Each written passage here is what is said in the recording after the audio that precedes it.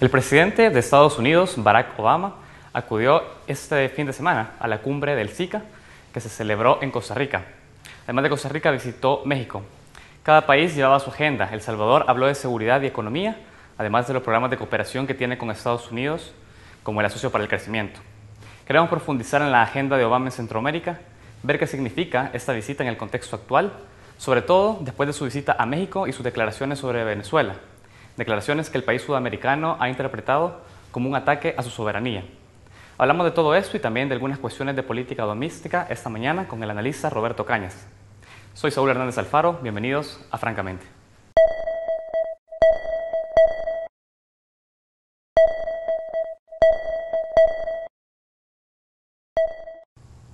Continuamos en Francamente. Esta mañana conversamos con Roberto Cañas, él es analista, y hablamos sobre la agenda internacional de la pasada semana, en la cual hubo una reunión entre los presidentes del SICA y el presidente Obama. Vamos a hablar ahora de comercio. Hemos cerrado ya de alguna manera la agenda seguridad, se ha dicho ya cuestiones puntuales, usted ha sido claro respecto a no se puede hablar de un cambio de paradigma si no hay un presupuesto y hay una acción concreta sobre este tema. Sobre comercio, es importante mencionar que la presidenta de Costa Rica, Laura Chinchilla, ha llamado a estudiar mejor el aprovechamiento que se puede hacer del Tratado de Libre Comercio con Estados Unidos.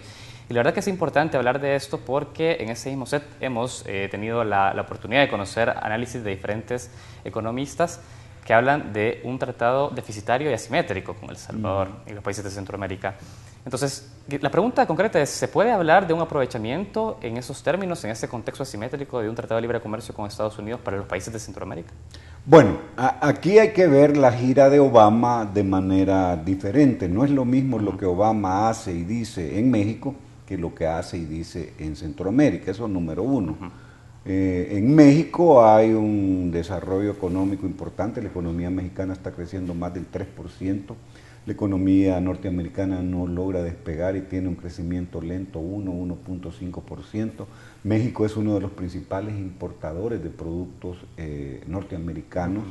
Y entonces para el interés norteamericano en México es importante ahora ya no solo llegarles a decir que pongan un acento mayor en el tema de la droga, sino que hoy les interesa lo económico. Igualmente en Centroamérica, pero desde otra lógica. Y para ese consorcio multinacional de energía son importantes las energías limpias. De ahí que en el discurso norteamericano que la administración apoya a las empresas norteamericanas en la región, pues incorpore este tema. Por supuesto, hay más como peso de la inversión norteamericana en Costa Rica. Costa Rica, principalmente, usted lo ha dicho, ya mencionó esto, que fue uno quizás de los resultados de la reunión bilateral con la presidenta Laura Chinchilla, la necesidad de poder invertir en energías renovables. El presidente Funes, usted lo ha dicho, ha hablado y ha destacado el Asocio para el Crecimiento y ha dicho que ha sido un elemento de remoción de obstáculos que impedían el desarrollo económico del país. Concretamente, ¿eso no se está viendo en la realidad o por qué es ese tipo de discurso? Es que no hay nada en lo concreto, francamente, Saúl. No puede haber nada de Asocio para el Crecimiento mientras no se apruebe la ley en la Asamblea Legislativa. Y hay reparos que ha puesto el FMLN en la aprobación de esa ley. Por ejemplo, la ley originalmente tenía planteado hacer asocios en la educación, en la salud, en las cárceles, es decir, privatizar todo. Pues hay experiencias en los mismos Estados Unidos donde las cárceles se construyen y se administran por sectores privados y la educación, por supuesto, y la salud. Entonces, mientras no haya ley, todo lo que se diga del Asocio para el Crecimiento es discurso, porque lo que le da la bandera, el banderillazo de salida es que se apruebe la ley en la Asamblea, número uno. Número dos, no hay aprobado ni siquiera un peso también para desarrollar el Asocio. El tema del Fomilenio está condicionado. Cuando vino Bob Menéndez les dijo, miren señores, ¿quieren Fomilenio 2? Aprueben la ley del Asocio para el Crecimiento. Entonces, más allá de los titulares, lo que hay que ver en lo concreto es que mientras no exista ley, no va a haber Asocio para el Crecimiento. Ahora, me gustaría conocer más su postura sobre ese tema, porque el presidente Funes ha dicho, bueno, es necesario para remover los obstáculos de crecimiento y desarrollo económico del país. ¿Usted coincide con eso? Es decir, ¿viene a ser la panacea a los problemas de crecimiento económico el Asocio para el Crecimiento? Es una opción entre varias. Yo estoy convencido de que es una visión unidimensional el estar pensando que el crecimiento de la economía salvadoreña se va a dar únicamente por estos que le llaman motores del crecimiento, de los que hablamos, el Fomilenio y el Asocio para el Crecimiento. El Asocio para el Crecimiento es una modalidad, hay que decirlo francamente, de privatización, en la cual, bajo la forma de concesión, los activos del Estado ciertamente no se venden, pero sí se entregan por un periodo X para que los explote, en este caso, una empresa norteamericana. Todas las de ganar las lleva la empresa, porque si el negocio va mal, ellos se van y el gobierno tiene que hacerse cargo y ver cómo sale adelante. Entonces, ¿cuáles son los otros motores del crecimiento? Pues la diversificación de la oferta exportable que pueda ser transable. Los economistas decimos transable, que se pueda vender en el exterior. En la medida que nosotros no diversifiquemos la oferta exportable y además no diversifiquemos los mercados y solo estemos diciendo y volviendo a decir que es con los Estados Unidos la posibilidad del crecimiento, vamos mal. Yo no estoy diciendo que no tengamos un interés importante en la política internacional de El Salvador hacia Estados Unidos, por supuesto que sí. Hay 2,5 millones de salvadoreños ahí, mandan una cantidad de más de 3,000 millones de dólares en remesas al año. Esta economía no se podría entender sin las remesas, pero llegar a decir que el crecimiento se va a dar solo porque el asocio se dé, habría que ver. Entonces, ¿tiene que aprobar pronto o no el FMLN esta ley? Pues, digo, porque si usted ha mencionado, ellos son quienes nos tienen señalado, que tienen detenida la ley hoy. Bueno, ahí hay cambios de discurso que hay que registrar. Número uno, el candidato a la presidencia del FMLN ha dicho, no es que nos opongamos totalmente, sino que hay que revisar para que se pueda lograr de que no sea privatizador. También en el Congreso, en la Asamblea Legislativa, lo mismo, ¿verdad? No es que se quiera evitar de que se apruebe la ley, hay un ablandamiento y un cambio de posición más suave ahora de la política del FMLN en la Asamblea en relación al asocio. Sí quieren asocio, pero dicen no en salud, no en educación, no en privatización de las cárceles. Y se plantea de que no tienen mecanismos de apelación. Hay mucha tela todavía que cortar, pues. Vamos a ver el FMLN si no va dando ese cambiazo de posición desde una primaria postura dura, ahora una cosa más blanda en la cual dicen sí, pero hay que cambiar algunas cosas. ¿Usted recomienda en definitiva mayor discusión sobre el tema? Sí, buscar no la cuestión de la defensa de los intereses nacionales de Estados Unidos, sino que la defensa de los intereses nacionales de El Salvador. Muy bien. Tengo que ir avanzando. Usted mencionó el tema de energía y llama la atención que Estados Unidos esté profundamente interesado en energías alternativas y renovables en la región, cuando ha sido uno de los países que no ha firmado el protocolo de Kioto y digamos, para contener también las emisiones de gases a la atmósfera. ¿Cómo entender también? Usted ha dicho, hubo una reunión de algunos CEOs en Estados Unidos con el presidente Obama sobre empresas con interés en energético en la región centroamericana. Al marco de todos esos elementos, ¿cómo entender esa propuesta del presidente Obama en invertir en energía en Centroamérica? Pues sí, aquí no hay casualidades, aquí hay causalidades. La causa de todo esto es que en el interés de las empresas norteamericanas que tienen inversiones en energía en Centroamérica, está el tema de las energías limpias. Entonces, claro, la administración norteamericana y su ejecutivo principal, que es el presidente, pues vienen aquí y hay una reunión que se da en INCAE, en San José, en la que se reúnen con empresarios norteamericanos y centroamericanos para ver cómo facilitan en un momento de lento crecimiento de la economía de Estados Unidos inversiones norteamericanas que dejen rentabilidad. Y un área importante de inversión es la energética, por supuesto que ahí se mueven millones de dólares y esta transnacional. Hay que revisar quiénes fueron los oradores principales. Hay un gerente de Del Sur que fue orador principal en esta reunión en San José. Entonces, la conexión es empresas norteamericanas de energía vinculadas al apoyo de la administración norteamericana por el lado de Obama para que eso trabaje, funcione. Claro. ¿Cómo poder entender esa oferta que hace el presidente Obama también en el marco del conflicto de Ocel y Anel en El Salvador? ¿Podemos atar cabos en ese sentido? Yo creo que ahí es un tema europeo más bien, porque es un pleito con una empresa italiana.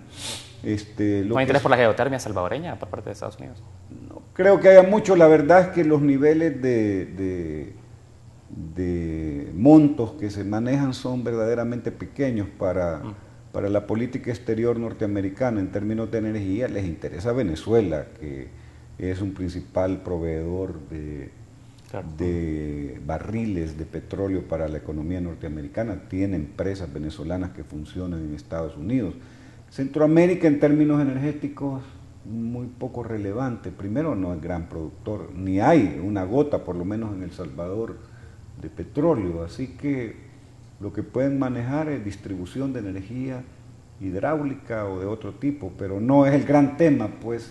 Pero ha sido precisamente ese el interés de Estados Unidos, energías alternativas. Sí, porque a las empresas norteamericanas en la región les interesa. Bueno, en definitiva, ¿será una política que podrá beneficiar a Centroamérica o que beneficia más a los intereses de las empresas estadounidenses? De alguna manera, si queremos usar el término neoliberal del rebalse, si hay algún rebalse, pues de alguna manera beneficiaría el hecho de que en Centroamérica se vean posibilidades de inversión en energías limpias, alguna situación salvadoreña, centroamericana, podrá haber más empleo, más posibilidades para algunos sectores, sin duda, sí. Claro. Bueno, tengo que ir ya cerrando con esta agenda que se planteó en Costa Rica. Reforma migratoria es otro tema que usted llamaba la atención en el primer bloque. ¿Cómo ve ahora esta propuesta? El presidente Obama ha dicho, bueno, esperemos que sea una reforma que beneficie también al migrante centroamericano. Tal como está planteada hoy por hoy la reforma, ¿usted cree que sí veremos beneficios para El Salvador en un país que tiene al tercio de su población viviendo en Estados Unidos? Bueno, ahí hay que ir hilando fino y viendo las cosas por partes. Número uno, Obama tiene una promesa incumplida. En su primer periodo propuso en la campaña para ganar la elección ofertas importantes y entre una de ellas era la reforma migratoria integral. No lo cumplió en su primer periodo. Viene hoy el segundo periodo y parece que hoy hay más posibilidades, pero hay que entender que esto responde a una deuda que tiene Obama con el voto hispano que fue determinante para que ganara la elección. Además, esto es un tema congresional, no es un tema del Ejecutivo norteamericano, es en las dos cámaras del Congreso, en el Senado y en la sala de representantes, y se va a discutir. Entonces hay una propuesta de 8 senadores bipartidistas que apenas acaban de presentar. Es una propuesta dura que tiene 3 componentes. Un componente es seguridad en las fronteras, el otro es la legalización de las personas, que no son todos los que no tienen documentos, son aquellos que llegaron a los Estados Unidos después de 2011. Entonces no estamos hablando de todo el mundo. 2011 para allá sí tienen posibilidades y va a durar 10 años la legalización. Y si tú cometes delitos, aunque sean infracciones de tránsito acumuladas, te quitan la posibilidad, tenés que pagar multas, hablar inglés. No es así nomás, pues. Entonces se vende. Obama está optimista porque va a haber aprobación de la reforma migratoria integral. El presidente Funes repite, es fundamental la reforma migratoria integral. Por supuesto es fundamental comer, si eso nadie discute, o que tomemos agua todos los días, eso es obvio. Pero lo que importa decir, más allá del anuncio del optimismo de Obama de que va a haber reforma integral, es que eso es largo y es complicado y hay intereses republicanos conservadores que se oponen porque son racistas, antiinmigrantes. Además, acaba de darse un atentado que va a generar una problemática para la ley en el maratón de Boston. Eso genera una política antiinmigrante en general y entonces le pone un freno de mano a este tema de la aprobación de una reforma integral en migración. Vamos a seguir hablando al volver de la pausa, porque es importante también mencionar que los tantos referentes del Partido Demócrata como Republicano, posterior a las elecciones recientes presidenciales en Estados Unidos, han dicho, bueno, hay que dar un vuelco también a la reforma migratoria porque han visto de alguna manera también condicionado el poder político a partir del factor latino. Del voto hispano, sí. Vamos a seguir hablándolo. Vamos rápidamente a un corte, enseguida estamos en Francamente.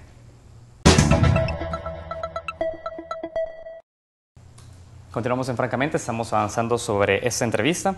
Vamos a cerrar con el tema reforma migratoria. Bueno, en conclusión, ¿qué podemos esperar? ¿Qué tipo de reforma vamos a esperar? Es una discusión que se seguirá alargando, por más que ya hay intereses expuestos por parte de republicanos y demócratas sobre esa reforma. A ver, estamos hablando de un proceso lento, complicado, es un documento de más de 800 páginas, tiene 3 componentes fundamentales.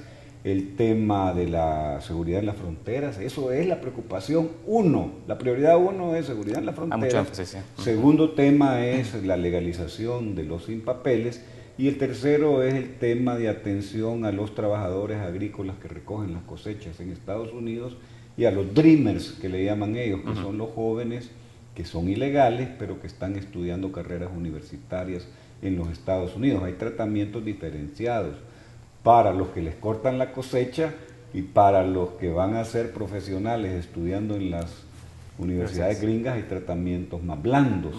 Para el resto tienen que esperar 10 años, portarse bien, hablar inglés, conocer las leyes norteamericanas y si todo sucede bien y pagan multas además, se van a poder legalizar. La ventaja es que van a poder viajar, van a poder tener la posibilidad de ser contratados, la gran anhelo, la green card que necesitan, la tarjeta verde, pues tal vez la pueden tener. ¿Tendrá algún tipo de impacto en el flujo de remesas una reforma migratoria? Pues hay gente que trabaja de todas maneras sin papeles. Es muy relativo, como digo, habría que esperar cuánto tiempo se tarde esa ley, porque ahorita acaba recién de presentarse la propuesta en una de las cámaras, hay que entender que es bicameral el proceso de legislación en Estados Unidos y no es rápido, pues. Para cerrar, ¿cuál podría ser su balance sobre esta cumbre entre el presidente del SICA y el presidente de Estados Unidos? Ya hemos abordado la serie de puntos de la agenda. ¿Cuál podría ser su balance final? Mucho ruido, pocas nueces, muchos discursos y en los platos nada. Es decir, volteó a ver durante un día en la administración norteamericana Centroamérica, fuimos noticia, pero después no es la prioridad de Estados Unidos Centroamérica. México sí, porque hay un comercio importante ahora. Las prioridades de Estados Unidos en política exterior son Siria, son Irán, es el conflicto árabe e israelí porque ellos apoyan mucho al lobby judío, es Afganistán porque todavía tienen tropas ahí, es China por supuesto. Entonces hay que tenerlo absolutamente claro, no es prioridad para la política exterior norteamericana, Centroamérica en su conjunto. Distinto a México, que sí hubo acuerdos de la red comercial, ¿no? Es diferente. El fin de semana se celebró la cumbre de Petrocaribe, que también fue otro tema que dio mucho que hablar. Es importante el mensaje que dio el presidente Nicolás Maduro, porque habló que Guatemala y Honduras ahora se suman a la iniciativa Petrocaribe.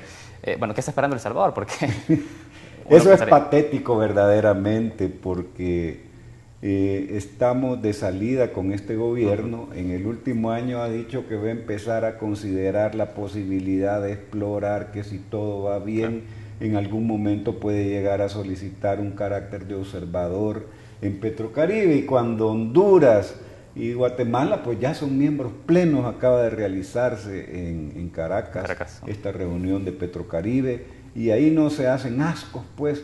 Entonces esa idea de no quedar mal con Estados Unidos, buscando acercamientos con Venezuela y Petrocaribe, lo que trae como consecuencias es que nos estamos negando la posibilidad como gobierno central de tener petróleo en condiciones favorables, por una idea que es equivocada. Hagamos o no hagamos acercamientos con Petrocaribe, los deportados, por ejemplo, si me pudiera demostrar la administración Funes que su política hacia Estados Unidos de buscar quedar bien se ha traducido en una cuantía menor de deportaciones de salvadoreños de Estados Unidos y de maltratos que han disminuido, yo creería, pero la verdad es que Obama ha sido el presidente norteamericano que en el periodo más reciente ha deportado más inmigrantes de todo el mundo y por supuesto ha maltratado y deportado a salvadoreños en cantidades importantes. ¿Interpretar entonces la no incorporación del Salvador a Petrocaribe es por un condicionamiento político de Estados Unidos? No, es que porque es decisión a priori del gobierno Funes de no quedar mal con Estados Unidos, pensando que esto lo puede ver mal la administración norteamericana, no es ni siquiera un condicionamiento gringo, sino que es un poco como previendo en la administración Funes que eso podría ser mal visto por la administración y disminuir su condición autodefinida por la administración Funes de socio estratégico de Estados Unidos. Por más que Guatemala y Honduras también tienen un flujo importante de migrantes en Estados Unidos. O sea, igual o más y no pasa nada. Es decir, entonces, ¿cuál zapato? ¿Cuál es el problema? Usted ha dicho, nos estamos perdiendo muchos beneficios, un petróleo a bajos costos. ¿Cómo lo ve usted? ¿Cree que al terminar ese mandato podremos tener la incorporación del Salvador a Petrocaribe o lo veremos hasta un próximo gobierno? Habría que ver todo eso. Yo dudo mucho que el gobierno Funes va tarde en todo. Llega tarde a todo, va a llegar tarde quizás Funes a su cita con la historia, como suele suceder en su comportamiento en términos de puntualidad. Y entonces el tiempo pasa, es decir, las cosas se hacen en el primero, en el segundo año, no en el último. Entonces yo dudo mucho que se logren avances importantes en entrar a Petrocaribe, en tener una relación con el sur, cuando hoy todo el mundo, el último informe de desarrollo humano mundial, habla que es el sur, que es la cooperación con las potencias emergentes, son los BRICS. Es por otro lado la lógica del desarrollo y búsqueda del crecimiento y no estar atados a esa dependencia que se vuelve perversa hacia la economía norteamericana. Muy bien, y que El Salvador siga dándole la espalda además a este contexto. Mire, quiero que abordemos el tema Venezuela-Estados Unidos porque otra de las cosas que dejó muchos comentarios fueron las declaraciones del presidente Obama en México sobre el proceso electoral en Venezuela. De alguna manera dejó en duda lo sucedido en Venezuela en la última elección presidencial, a lo que la Cancillería venezolana ha respondido con un presidente Obama infórmese o señalando una moral de doble rasero por parte de Estados Unidos al no hablar, por ejemplo, de la represión que hubo, más bien, o bien de las muertes que existieron en el marco de las marchas de la oposición el pasado abril. Quiero conocer su opinión. ¿Por qué Estados Unidos sigue siendo insistente sobre las dudas del proceso eleccionario en Venezuela? Porque tiene intereses. Obviamente le gustaría a la administración norteamericana que Capriles llegara a ser presidente de Venezuela, porque eso cambiaría geoestratégicamente la situación de la región, porque tendría condiciones mejores para que las empresas petroleras norteamericanas volvieran en PDVSA a tener influencia. Hay que recordar que Hugo Chávez nacionalizó la riqueza más importante de Venezuela. Entonces todo esto tiene sentido porque Obama empieza a apoyar a Capriles diciendo que las elecciones no tuvieron la transparencia que deberían de tener cuando no debería meter sus narices en los asuntos internos de otros países. Número dos, si hay un sistema, bueno, hasta en Estados Unidos se reconoce que es uno de los sistemas electorales más modernos del mundo. Jimmy Carter así lo ha calificado. Todo es digitalizado en Venezuela. Cuando usted va a votar, la boleta es electrónica, usted vota electrónicamente, se imprime en papel una copia dura de lo que usted ha decidido en el voto, y eso está auditado primero en una muestra que en todas partes es totalmente válida, de más del 40% del tamaño de la población fue la muestra. Entonces quererle buscar la quinta pata a la mesa, eso no tiene ya reversa, y son infundadas, son muy desagradables para un gobierno que una potencia externa esté dando declaraciones sobre asuntos internos de Venezuela. Yo creo que es legítimo que el canciller venezolano y que también el presidente Maduro manifiesten su malestar, porque a cuenta de que el presidente de los Estados Unidos tiene que hacer juicios y estar diciendo qué es bueno o malo en Venezuela, cuando los problemas, por ejemplo, de las votaciones en las que perdió el Partido Demócrata, por cierto, cuando llegó Bush, hijo, al poder, tuvo un cuestionamiento muy fuerte en Miami, por ejemplo. Así que aquí se vienen a erigir como jueces y a emitir condenas sobre el sistema electoral venezolano cuando ellos tienen una viga en su ojo y están viendo la paja en el ojo ajeno. ¿Coincide entonces usted con esta declaración de una doble moral, una moral de doble rasero? Pues sí, por lo que acabamos de decir, pues que ¿por qué no cuestiona el mismo sistema electoral norteamericano que tiene problemas para su mismo partido y anda metiendo las narices donde no debe. Excelente. Vamos a ir a un corte, vamos a ir hablando sobre eso al volver de la pausa. Vamos rápidamente, enseguida estamos en Francamente.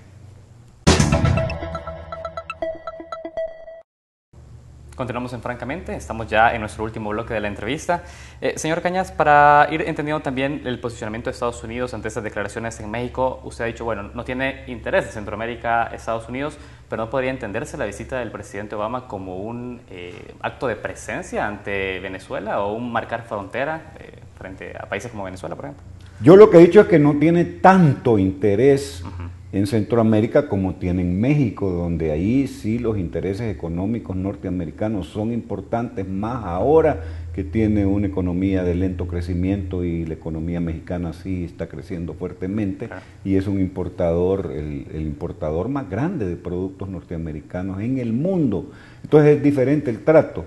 Ahora Venezuela, por supuesto, sí es prioridad dentro de lo que puede llamarse prioridad de política exterior norteamericana por el petróleo y por la geopolítica, es decir, un jugador importante de CELAC, de la UNASUR, del Mercosur, de las posibilidades de crear una potencia emergente de la unidad de Venezuela con Brasil, con Argentina. Hay que entender que las reservas más grandes de hidrocarburos, las reservas más grandes de agua dulce, las reservas más grandes de biodiversidad en el mundo están en esa región.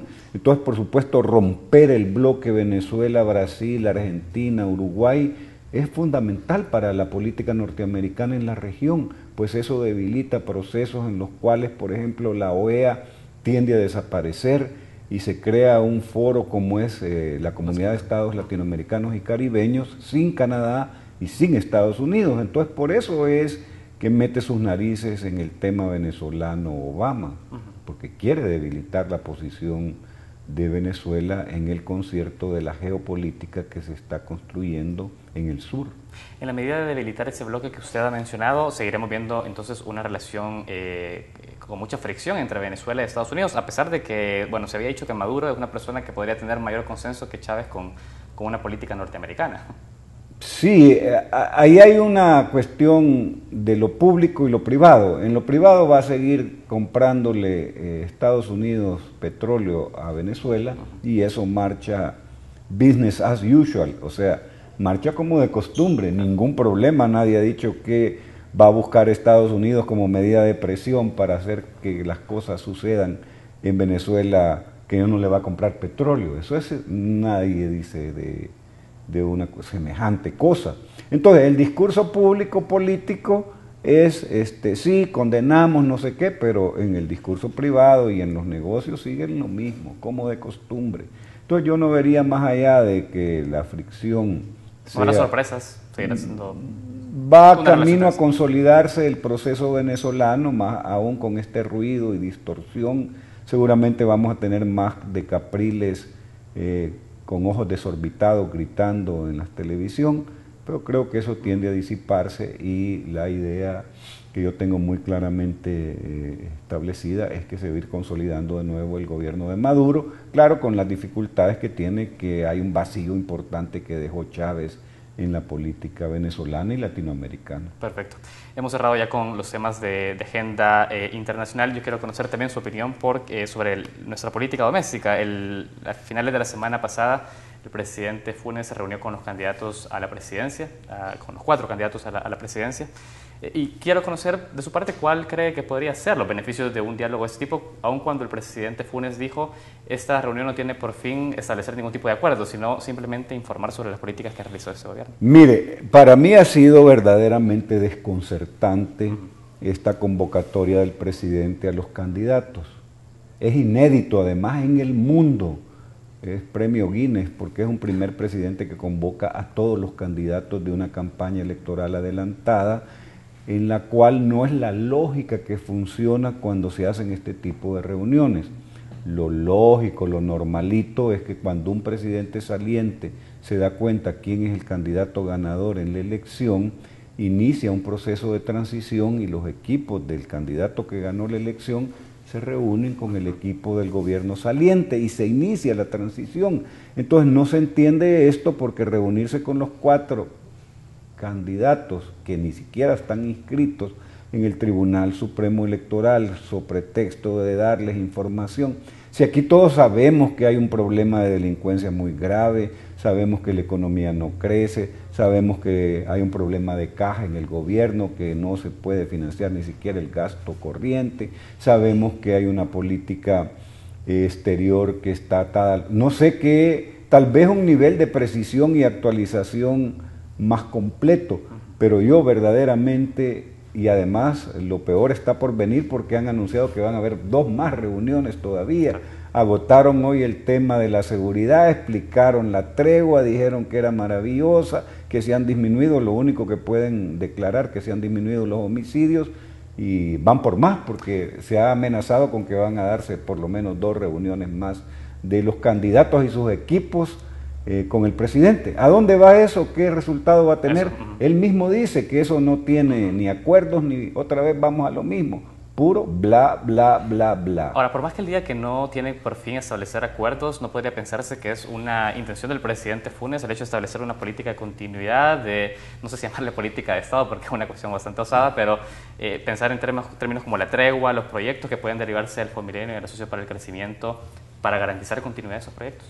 Podría ser, vaya, por ejemplo, la experiencia que yo conozco más reciente es el Acuerdo por México que se hizo con los candidatos y que Peña Nieto anunció, a pesar de que estaba muy deslegitimado con los resultados electorales en la última actividad electoral en México, sorprendió porque Peña Nieto dice, bueno, acabo de tomar posesión y vamos a firmar el Acuerdo por México, y lo firman todos los partidos.